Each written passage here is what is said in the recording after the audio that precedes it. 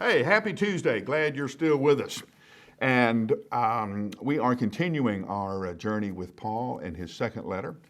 At the beginning of chapter 4 here, where he is talking to Timothy, and again, giving him some kind of obvious things like preaching, I want you to preach and do the work of evangelism, finish your ministry. And you're going, wow, that's kind of obvious, Paul. But again, what is obvious to what should be obvious to everyone is not that obvious to many. So what in the world would keep Timothy from preaching? What would happen that he would say, oh, I know it's Sunday morning at 11, but I'm just too busy? Well, I think there's a couple of things. One, it may not be that he didn't preach, but maybe he didn't show up prepared to preach. You know, one of the early things that every pastor has to learn is the discipline of setting aside time to pray through your scripture, study your scripture, and write a sermon for your people.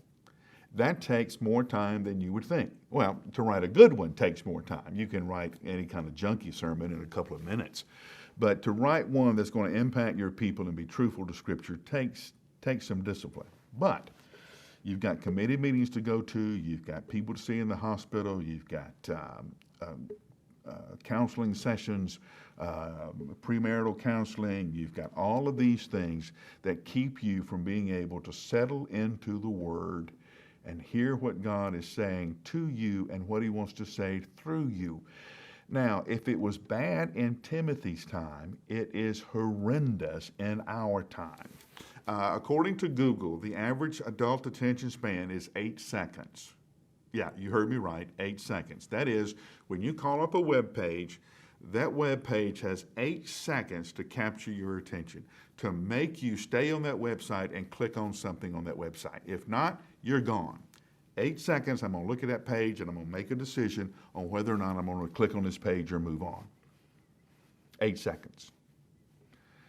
We're told you can multitask. That is, that you can do 2 or 3 things at the same time, all because we have enough electronic gadgets that allow us to do that. No, they don't. We may have the gadgets, but we still have the same old brain. And our brain needs to do one thing at a time. We cannot do multiple things at a time. We're just not designed that way. It doesn't work. We live in very, very fractured and distracted worlds, and we will end up doing a lot of things that are good, but never do what is best. We will do what is important or urgent, but never do what really matters. You have to have a full and hard understanding of what really matters in your life. And you have to be hard-nosed and disciplined about keeping your priorities, or you will become distracted. And like we talked about earlier, you'll drift. So, on this Good Tuesday, let's get our focus back. Let's look at those handful of things that ultimately matter, and we're going to let everything else go. So what do you have to do to get your focus back? What kind of things do you need to turn off?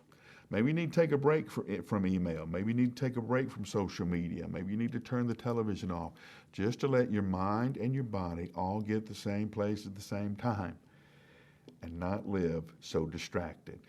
Paul reminded Timothy, here's what I want you to do. I want you to preach in season and out of season. Why did you say that? Because everybody else is going to be so distracted, they'll distract you if you're not careful. So what is it that Christ would have you do today?